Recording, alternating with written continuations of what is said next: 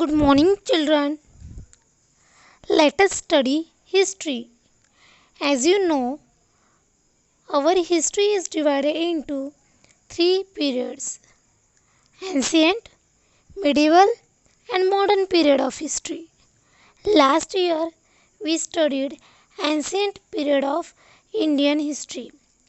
This year, we are going to study medieval period of history.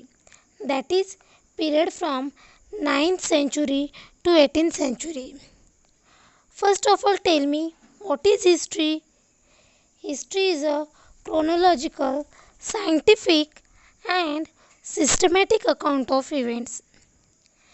There are the four pillars of history: place, time, society, and individuals.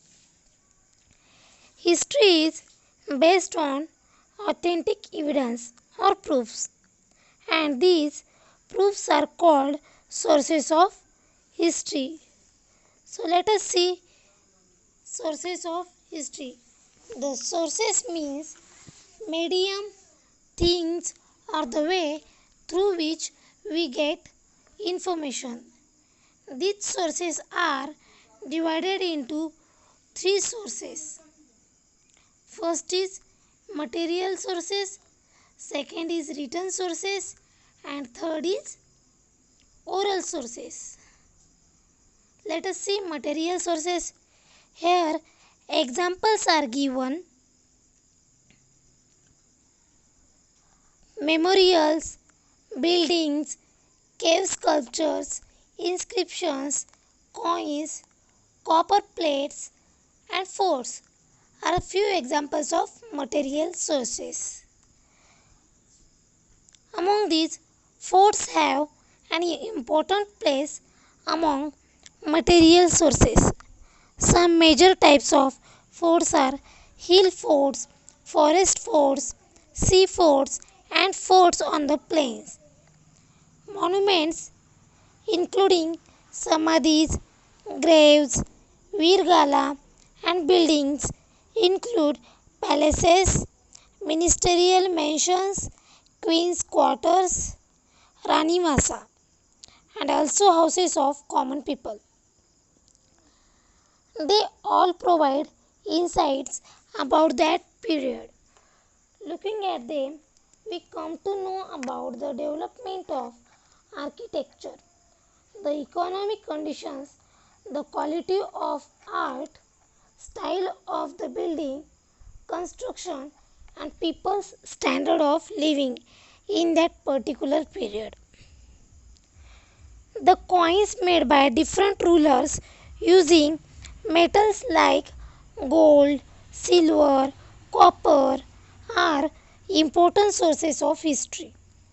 From these coins, we learn about the rulers, their period, governance, religious ideas, personal details, etc. Similarly, we also learn about the financial transactions and economical conditions prevailing at that time.